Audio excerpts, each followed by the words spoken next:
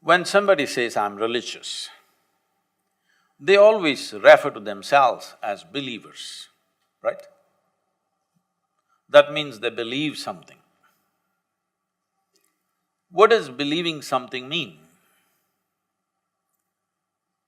Well, something that you do not know, because of a certain cultural ambience or a family ambience or a group of friends can get together and they believe something.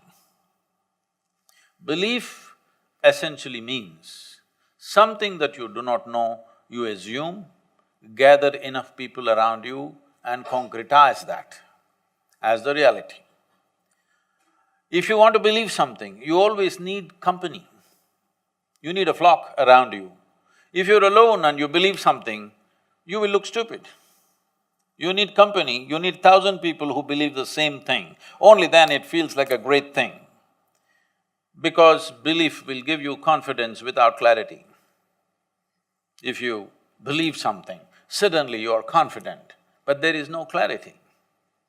Confidence is not a substitute for clarity. Confidence without clarity is actually a disaster. It's one of the worst human disasters. That people have confidence when they can't see clearly is a great disaster. Much suffering has unfolded out of this for humanity, for individual people and for the larger humanity. So much has been done. So why do people believe something? Fundamentally, you are not sincere enough to admit, "I do not know." I do not know. The value of "I do not know" has not been realized. Only when you see "I do not know," the longing to know, the seeking to know, and the possibility of knowing becomes a living reality in your life. Everything that you do not know, you believe. It will give you confidence. If everybody around you believes the same thing, it feels like a fantastic thing. But if you are the only one who believes that, you will feel like an idiot. Yes or no? So, by gathering a group or by attesting what you believe to something else, something that you consider as an authority, you have made authority the truth. Well, truth should be the only authority if you want to move forward with life. But at the same time, these belief systems which you refer to as various religions on the planet have worked wonderfully to provide solace to people. So there are two different things in one's life. Are you seeking solace or are you seeking a solution for your life? If you're seeking a solution, you must seek the truth. If you are seeking solace, belief works very well. Or in a way, it's a mass psychiatry and it's inexpensive and it works pretty good. So I wouldn't disturb it simply. Uprooting it will freak a lot of people. But should we evolve beyond that? Definitely we should. But science as you know it today, does it know everything? No. Its instruments of knowing are very simplistic and it is struggling.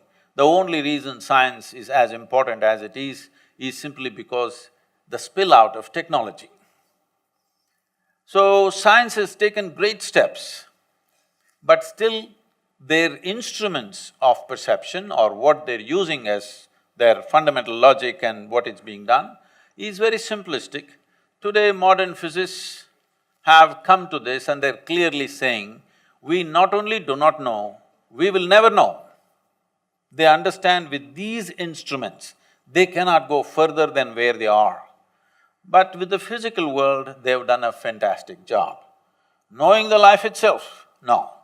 With the physical world, they've done a great job. So, what comes out of science? Can I tell you a joke? It's okay? Story?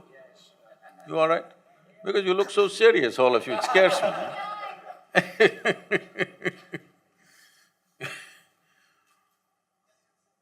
You know, this happened in 2050.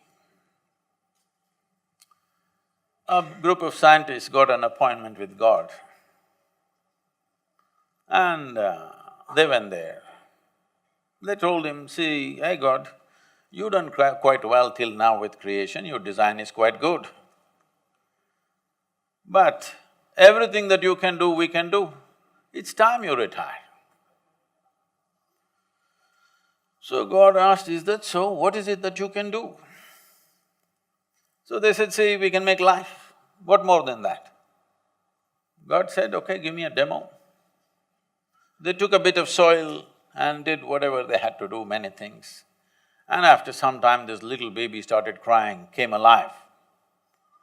God said, that's quite impressive, but first get your own soil. We are forgetting that we are standing in a very small context and making conclusions about everything in the universe. So that is science's problem. The problem of the religion is, they know everything without knowing a thing. So how do you arrive at these things? This happened.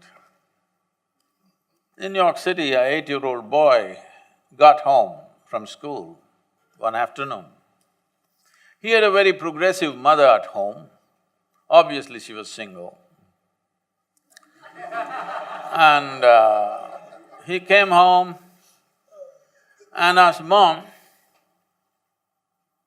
is God a man or a woman? You know, this is a big debate in America. Is God a man or a woman? They tried to settle this in the last election. And you know what happened? So she thought through this gender politics that is going on in the country. After much thinking, she said both. Then the boy went into deep thinking. After thinking for a while, he came back and asked, Mama, is God black or white? This is also a big debate. The racial debate is a very big debate. So after thinking through everything, all the racial politics in the country, she said both. The boy went into very profound thinking. Then he came back and asked, Mama, is God straight or gay? She thought through all the politics involved with that aspect of life, and then she said both. The boy jumped in joy, I got it, it's Michael Jackson.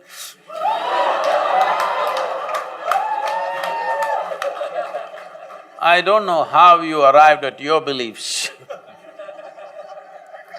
but I think it's so human and so wonderful of you to see what I know, what I do not know, I do not know. Because I do not know is the greatest possibility in your life. Only if you see I do not know, the possibility of ever knowing opens up. Everything you do not know, if you believe, it's gone. So the question is not this or that, it is not even this versus that. See, this is a simplistic debate that has come to the world today, everywhere, and unfortunately it's coming to our country also. Are you for or against? Arey, life is not all for and against. There are many aspects to life. If you consider life, you are never for or against anything. The question is, what we are doing right now, is it appropriate to the situation in which we exist? Our actions must be appropriate, they must work, they must benefit. Otherwise you will go right versus wrong. Then even the people who think they are not religious have all become religious fanatics. They think they are liberals, they think they are something, but they're all taken the position of fanatics. I'm right, you're wrong. Life is not between right and wrong. Life is only about, in a given moment, are you doing the appropriate action? That's the most important thing about life.